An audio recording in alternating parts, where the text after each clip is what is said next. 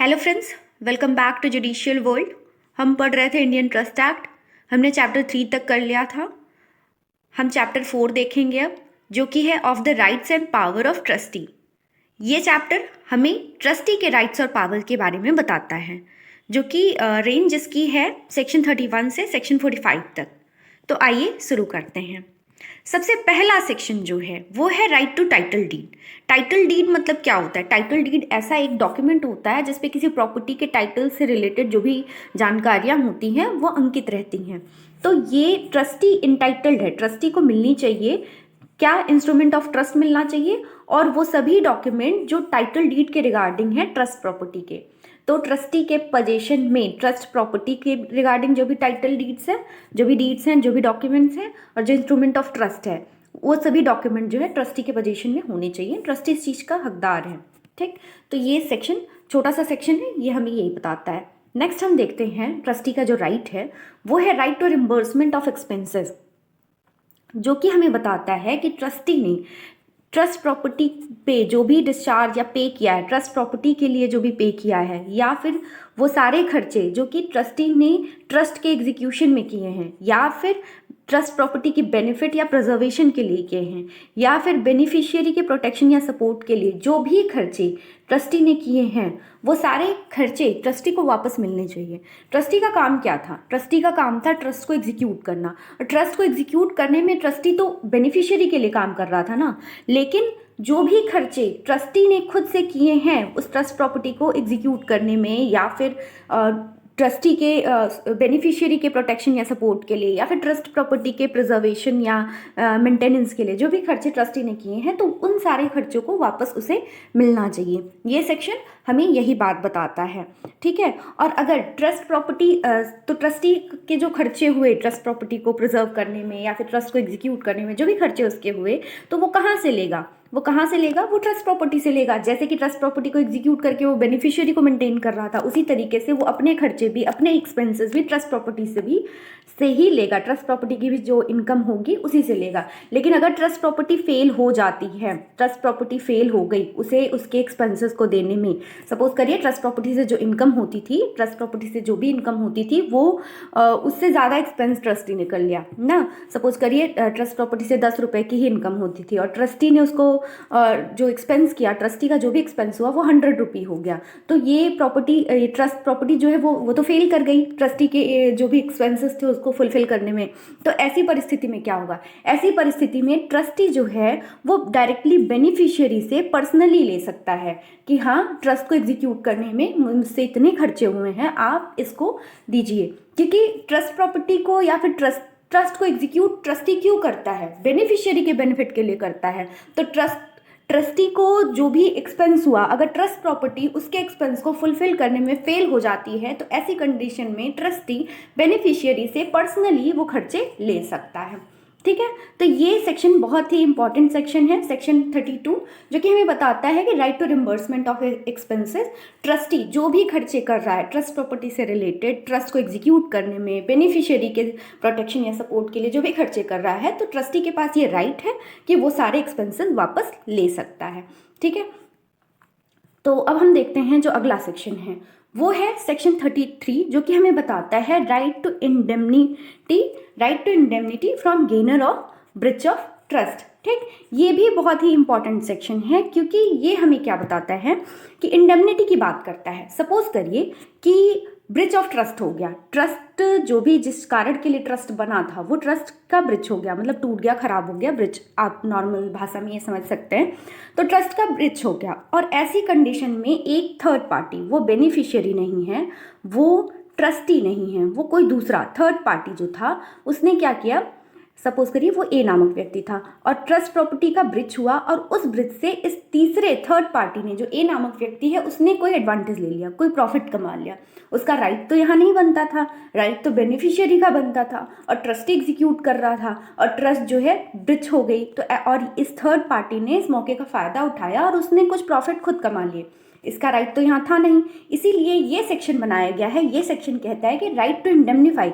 अब इन्होंने जो भी पैसा कमा लिया है उस ट्रस्ट के ब्रिज से, ये वापस करेंगे। ये वापस करेंगे, ये इंसान वापस करेंगे, क्योंकि ये इंडemnify करेंगे ट्रस्टी को, जो भी ब्रीच ऑफ ट्रस्ट से इन्होंने कमाया है, जो भी पैसा इन्होंने हासिल किया है, जो भी प्रॉफिट लिया है। ठीक, तो ये सेक्शन हमें यही बताता है कि right to indemnity from gainer by breach of trust. Breach of trust से जिस किसी भी ने भी प्राप्त किया है, कुछ गेन किया है, वो उसे वापस करेगा, इंडेमनिफाई करेगा। ठीक, देखिए इसमें कहता है a person other than a trustee who has gained an advantage from a breach of trust. Trustee के अलावा कोई भी व्यक्ति जिसने कि एडवांटेज हासिल किया है ट्रस्ट के ब्रिज से, एंड मस्ट इंडेमनिफाई द ट्रस्टी, वो उस ट्रस्टी को इंडेमनिफाई करेंगे जितना भी अमाउंट उन्होंने रिसीव किया है। ठीक है, ठीक, तो ये सेक्शन हमें यही बताता है। आगे नेक्स्ट सेक्शन हम देखते हैं। तो ये सेक्शन 34 है, जो कि हमें बताता है, ये भी एक इम्पॉर्टेंट सेक्शन है। ये ट्रस्टी को ये पावर देता है कि ट्रस्ट प्रॉपर्टी के मैनेजमेंट में अगर कोई ऐसा सिनेरियो आ गया है, कोई ऐसी चीज़ आ गई है जो कि ट्रस्टी को समझ में नहीं आ रही है, तो वो कोर्ट की ओपिनियन ले सकता है उस पर। Right to apply to court for opinion in management of trust property.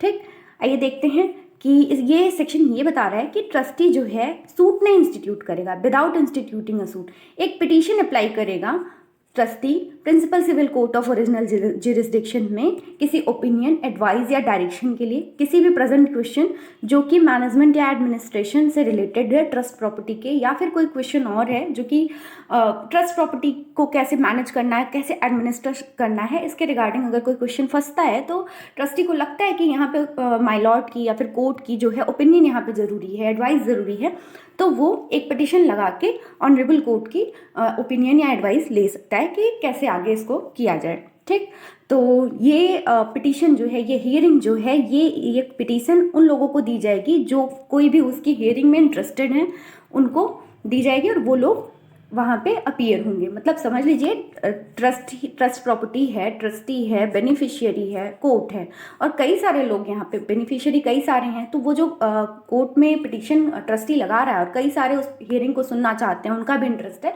तो ये सारे पिटीशन इन लोग के पास भी आएंगे, और जब हियरिंग होंगी तो ये सभी लोग भी वहाँ पे उपस्थित होंगे।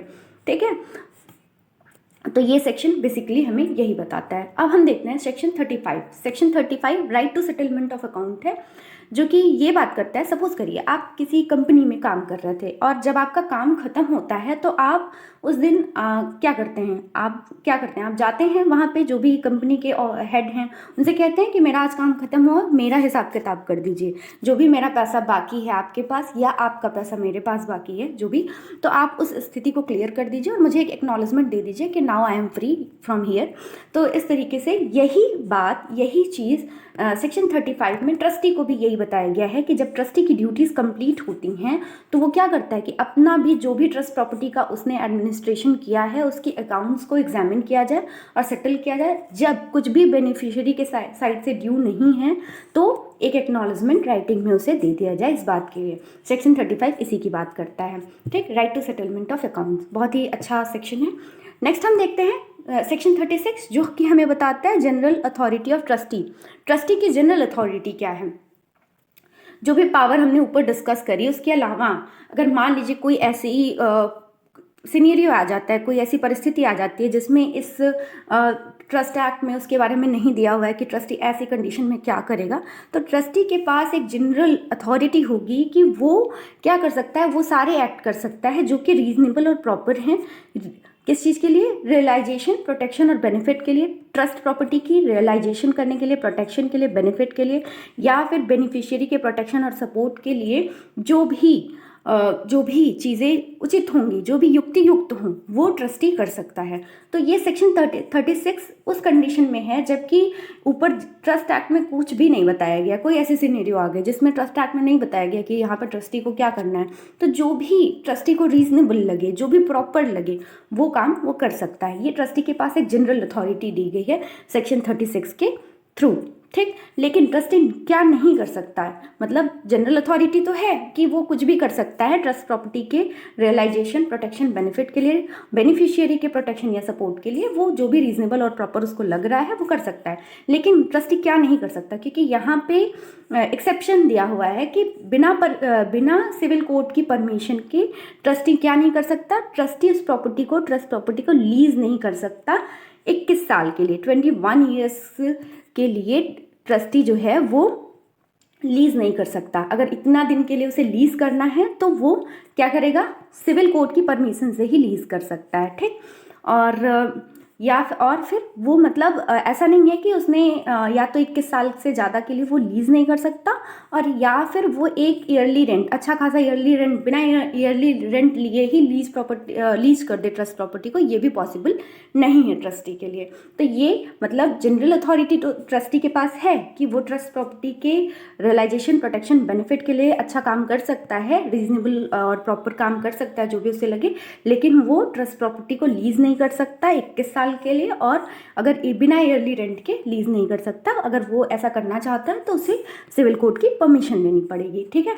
नेक्स्ट हम देखते हैं, नेक्स्ट है सेक्शन 37, जो कि बात करता है power to sell in lots and इधर बाय पब्लिक ऑक्शन और बाय प्राइवेट कॉन्ट्रैक्ट, ठीक है।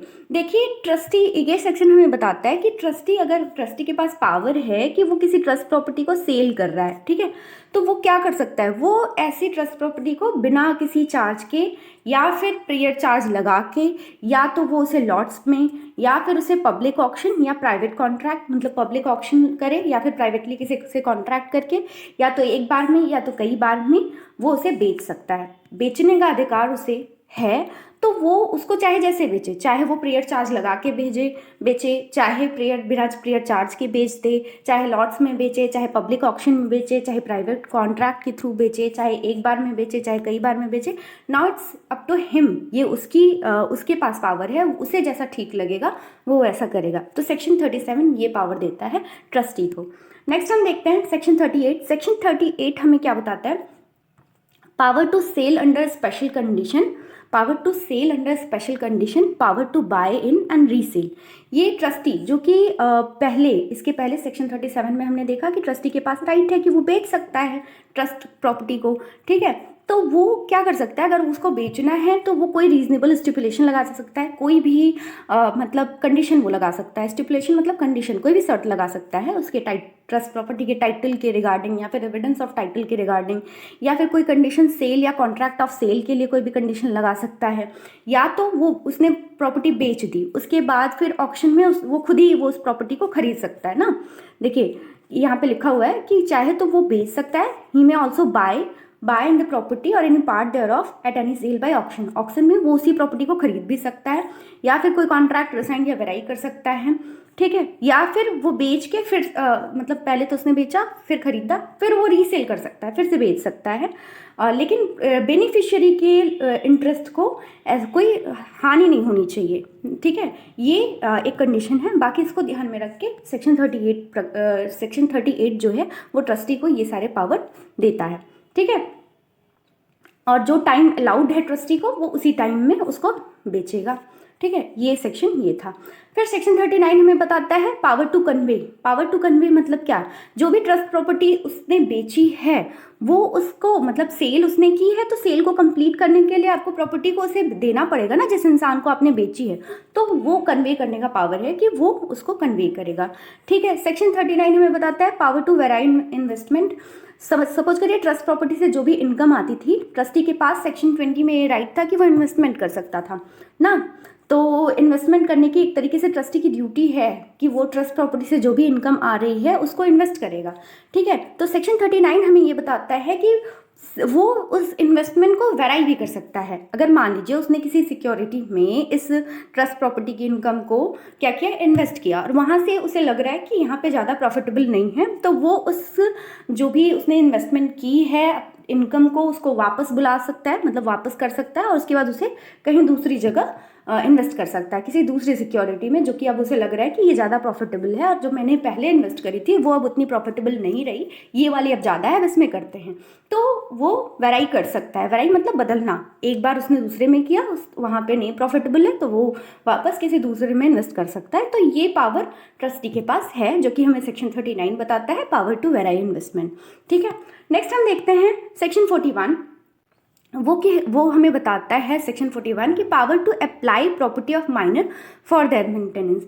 तो ये सेक्शन बेसिकली ये बताता है कि कोई ट्रस्टी है वो और ट्रस्ट प्रॉपर्टी क्या किसके बेनिफिट के लिए है, माइनर के लिए है, तो वो ट्रस्टी क्या करेगा कि माइनर के बेनिफिट के लिए जो भी काम है, जैसे माइनर की मेंटेनेंस, एजुकेशन और उसकी एडवांसमेंट ऑफ लाइफ में जो भी चीज़ें, जो खर्चे आ रहे हैं, और या फिर रिलीजियस वर्शिप या मैरिज या फनरल, जैसे है ना कि माइनर के सिस्टर की या फिर जिन व्यक्तियों को माइनर बाउंड था मेंटेन करने के लिए, उनको मेंटेनेंस के लिए जो भी खर्चे आ रहे हैं, वो सारे खर्चे ट्रस्टी उस ट्रस्ट प्रॉपर्टी की, सबसे पहले ट्रस्ट प्रॉपर्टी की इनकम से वो सारे खर्चे ट्रस्टी उनको देगा, मतलब मेंटेन करेगा। ठीक है, ट्रस्ट प्रॉपर्टी जिसके लिए ट्रस्टी अपॉइंटेड था, वो प्रॉपर्टी माइनर की थी, तो ऐसी कंडीशन में वो माइनर के मेंटेनेंस और एजुकेशन और सभी चीज़ों के लिए खर्चे वो देगा उस ट्रस्ट प्रॉपर्टी की इनकम से।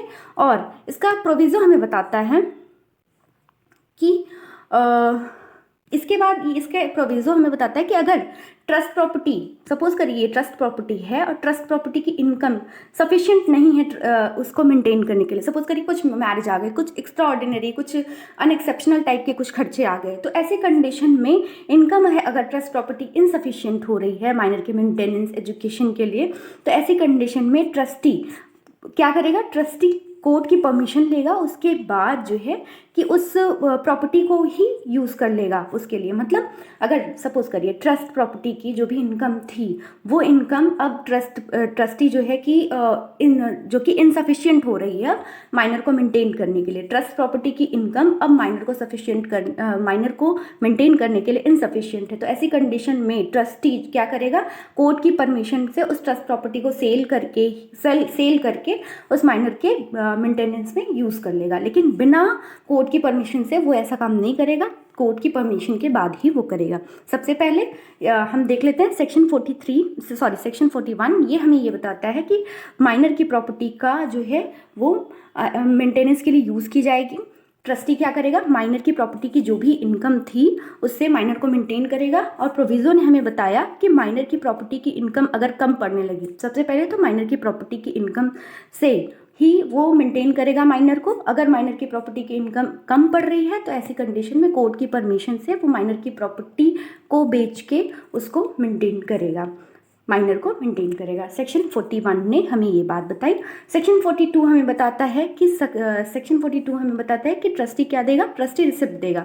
किस चीज़ की रिसिप्ट देगा, कि कोई भी मनी, सिक्योरिटी या कोई मूवेबल प्रॉपर्टी जो कि ट्रस्टी को पे की गई है, ट्रांसफ़र की गई है या डिलीवर की गई है, तो ट्रस्टी क्या करेगा, उसका रिसिप्ट देगा जिस पार्टी ने उसे ट्रांसफ़र की है या पे की है। और ये जो रिसिप्ट होगा ये एक वैलिड प्रूफ की तरह यूज़ किया जाएगा। तो सेक्शन 42 ये बहुत ही जनरल सा सेक्शन है, ये सेक्शन ने हमें ये बताया। ठीक, नेक्स्ट सेक्शन हम देखते हैं, पावर टू कंपाउंड। ट्रस्टी के पास पावर है कि वो कंपाउंड कर सकता है।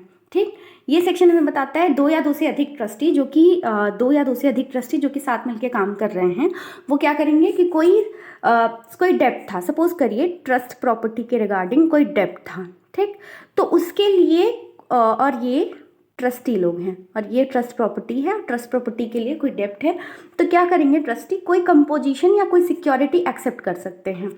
ठीक है, जैसे इन्होंने ट्रस्टी लोगों ने क्या किया कि एक ट्रस्ट प्रॉपर्टी से रिलेटेड कोई डेब्ट था और उस इंसान ने क्या किया, कोई सिक्योरिटी दे दी या फिर कोई और कंपोजिशन दे दिया, तो ऐसी कंडीशन में वो उसे एक्सेप्ट कर सकते हैं, इसका पावर उन्हें है। ठीक है, और पेमेंट ऑफ डेब्ट के लिए वो टाइम भी दे सकते हैं कि ठीक है, अगर मान लीजिए ट्रस्ट प्रॉपर्टी के रिगार्डिंग कोई डेब्ट था तो जिस पर्सन ने डेब्ट लिया था उसने थोड़ा और टाइम मांगने लगा कि मुझे थोड़ा और टाइम चाहिए इस डेब्ट को पे करने के लिए, तो ऐसी कंडीशन में वो अलाउ कर सकते हैं कि ठीक है आपके पास टाइम है, आप दे सकते हैं। ठीक है, और क्या कर सकते हैं, कंप्रोमाइज़ कर सकते हैं कि ठीक है, कंपाउंड कर सकते हैं, अबेंडन कर सकते हैं या फिर आर्बिट्रेशन को दे सकते हैं ऐसे डेब्ट को। ठीक है, और क्या कर सकते हैं, इन सभी पर्पज़ के लिए, जो एक्सेप्ट करने के लिए, कंपोजिशन को टाइम देने के लिए या फिर कंप्रोमाइज़, कंपाउंड, अबेंडन करने के लिए वो क्या कर सकते हैं, किसी एग्रीमेंट, इंस्ट्रूमेंट और अरेंजमेंट वगैरह में इंटर हो सकते हैं। तो ये सारी पावर जो है ये ट्रस्टी के पास है, सेक्शन 43 जिसके बारे में बताता है। ठीक है, तो अब हम नेक्स्ट सेक्शन देखते हैं, सेक्शन 44 जो कि हमें बताता है, सेक्शन 44 हमें बताता है power to several trustee of whom one disclaims और डाइज। ये सेक्शन सिंपली ये बताता है कि जब कई सारे, मतलब एक ट्रस्ट प्रॉपर्टी थी उसके लिए कई सारे ट्रस्टी अपॉइंटेड थे, सपोज करिए 1, 2, 3 कई सारे ट्रस्टी अपॉइंटेड थे और एक की उसमें से डेथ हो जाती है या फिर वो छोड़ के चले जाते हैं, तो ऐसी कंडीशन में जो बचे हुए रिमेनिंग ट्रस्टी हैं वो उस ट्रस्ट प्रॉपर्टी को एग्जीक्यूट करेंगे। सेक्शन 44 यही बात करता है कि power to several trustee of whom one disclaims और डाइज। ठीक है, देखिए यहाँ पे authority to deal with the trust property किसी सेवरल ट्रस्टीज़ को दी हुई है और उसमें से किसी एक ने डिस्क्लेम कर दिया या फिर उनकी डेथ हो गई, तो जो एक्सरसाइज है उसको एग्जीक्यूट करने का वो रिमेनिंग ट्रस्टी जो हैं, कंटिन्यूइंग ट्रस्टी हैं, वो करेंगे। ठीक, तो सेक्शन 44 ये बात करता था। सेक्शन 45 यहाँ पे सॉरी मिसटाइपिंग हो गई है। सेक्शन 45 जो है वो बताता है suspension of trustees power bye decree.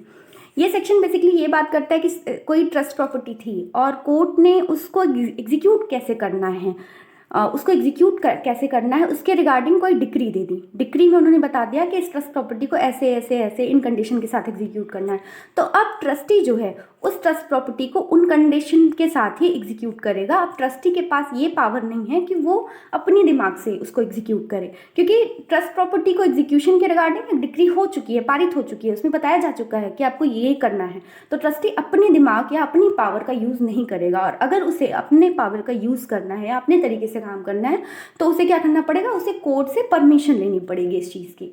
ठीक है, तो ये जो है ये सेक्शन 45 ने हमें बताया कि क्योंकि अब ट्रस्टी की पावर सस्पेंड हो चुकी है, अब ट्रस्टी के पास पावर नहीं है। अब जो कोर्ट ने डिक्री पारित की है वो उस ट्रस्ट प्रॉपर्टी को एग्जीक्यूट करेगी, और ट्रस्टी जो है, ट्रस्टी को करना है तो उस ट्रस्ट प्रॉपर्टी उस डिक्री के अकॉर्डिंग ही वो काम करेंगे, और अगर उन्हें अपना दिमाग लगाना है तो उन्हें कोर्ट से परमिशन लेनी पड़ेगी।